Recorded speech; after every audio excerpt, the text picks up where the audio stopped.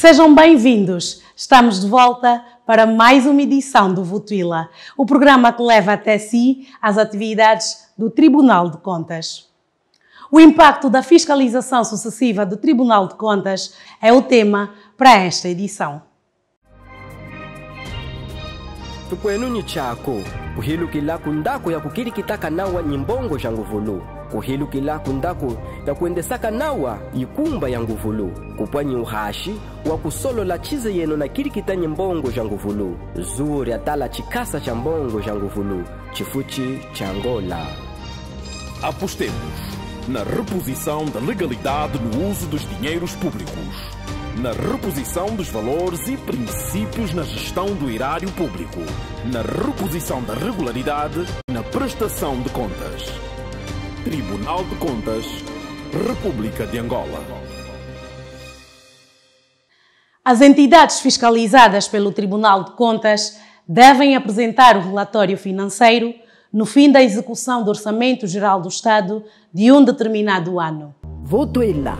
Pois é, Fernanda, é deste modo que acontecem as prestações de contas. Mas antes de abordarmos as prestações de contas, é importante recordar aos nossos telespectadores que o Tribunal de Contas é o órgão que tem por missão controlar o uso legal do dinheiro público e o faz através de mecanismos que a lei chama de modalidades de controlo financeiro, a saber, a fiscalização preventiva, a fiscalização concomitante e a fiscalização sucessiva. Contudo, para a presente edição, vamos abordar apenas a fiscalização sucessiva.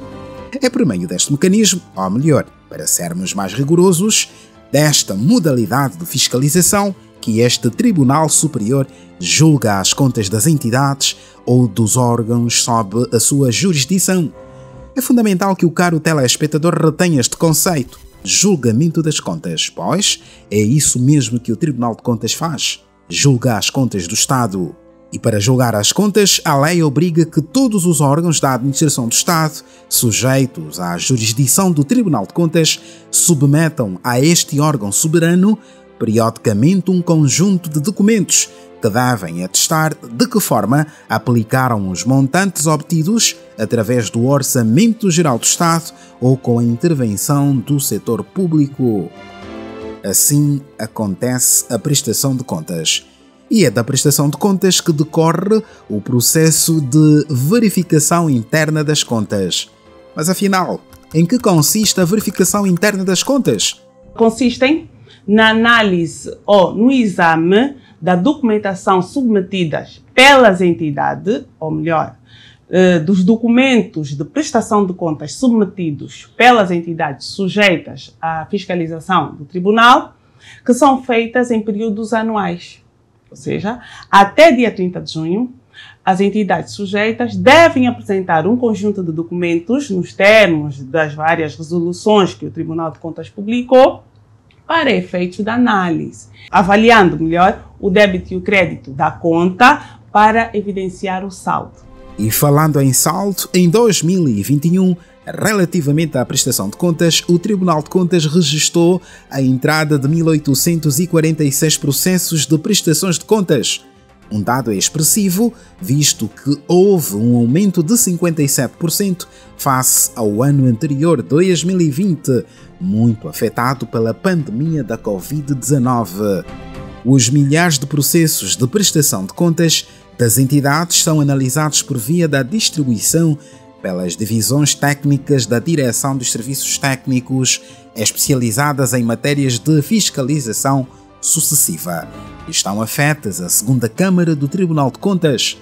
Estas divisões são parte de toda a máquina administrativa jurisdicional deste tribunal, cuja aposta na criação de competências é um dos principais pilares do Plano Estratégico 2020-2023. E, para normalizar todo o processo de prestação de contas, o plenário do Tribunal de Contas aprovou uma série de instrumentos jurídicos que regulam a execução das prestações de contas nos diferentes setores da administração direta e indireta do Estado. Nime Aluken, responsável neste tribunal, explica já a seguir que instrumentos são estes. Estamos a falar da Resolução 1/17 para as empresas públicas, institutos públicos do setor produtivo. Estamos a falar da Resolução 2/16 para os órgãos de soberania, da Resolução 4/16 para os órgãos de administração local, central e local do Estado, e da Resolução 5/16 para os serviços no estrangeiro. Esses instrutivos orientam os gestores a prestar conta, ou seja, os modelos são claros nessas resoluções. Os gestores devem apresentar as operações financeiras realizadas durante o exercício econômico, bem como todos os documentos acoplados ou de suporte a estas operações. Estamos a falar dos contratos, das faturas e outros documentos equivalentes. É desta forma que se processa a verificação interna de contas. VotoEla. Como habitualmente, temos a rubrica de interação com os telespectadores. Vez e Voz do Cidadão é o espaço que se segue. VotoEla. Sabe que órgão do Estado faz a fiscalização externa do Orçamento Geral do Estado? VotoEla. Vem ser o Tribunal de Contas. VotoEla. É o Ministério das Finanças. VotoEla. É o Tribunal de Contas, claro. VotoEla. O órgão que fiscaliza os contratos para a execução de obras públicas, a aquisição de bens e serviços, é o Tribunal de Contas. Este órgão faz a fiscalização destes contratos em sede de fiscalização preventiva para verificar se há verbas para essa execução, para verificar se todas as normas foram cumpridas. Faz também em sede de fiscalização concomitante para acompanhar a execução daqueles contratos que estejam abaixo da alçada do tribunal, aqueles contratos que sejam resultantes de alterações objetivas das condições dos contratos, e também para verificar a execução daqueles contratos que tenham sido o resultado de celebração em fase de urgência imperiosa. E ainda faz também sede de fiscalização sucessiva para aferir se os contratos foram celebrados atendendo às melhores condições e melhores vantagens no momento da sua celebração. VotoEla. Foi a rubrica Vez e Voz do Cidadão. VotoEla. Vamos ao glossário de contas. VotoEla. Registro de entrada. No registro de entrada geral de processos, deve-se anotar o número de entrada, a data, a referência do processo, o resumo do conteúdo, nome de organismo ou interessado e respectivo destino. Nenhum processo, requerimento ou papel deve ter seguimento sem que nele esteja lançada a nota de registro de entrada, com o respectivo número de ordem. VotoEla. Está a acompanhar o VotoEla, programa da responsabilidade do Tribunal de Contas. Os serviços do Estado dotados de autonomia administrativa e financeira, incluindo os fundos autónomos, devem prestar contas ao Tribunal. Caso contrário, a lei prevê sanções. VotoEla. Continuamos a abordar o processo de prestações de contas que acontece em sede da fiscalização sucessiva, um mecanismo de controlo do dinheiro público do Tribunal de Contas. É através da fiscalização sucessiva que o Tribunal de Contas analisa se o dinheiro público atribuído aos órgãos do Estado, sob a sua jurisdição e até mesmo aos privados, foi ou não bem aplicado em obediência ao princípio da legalidade.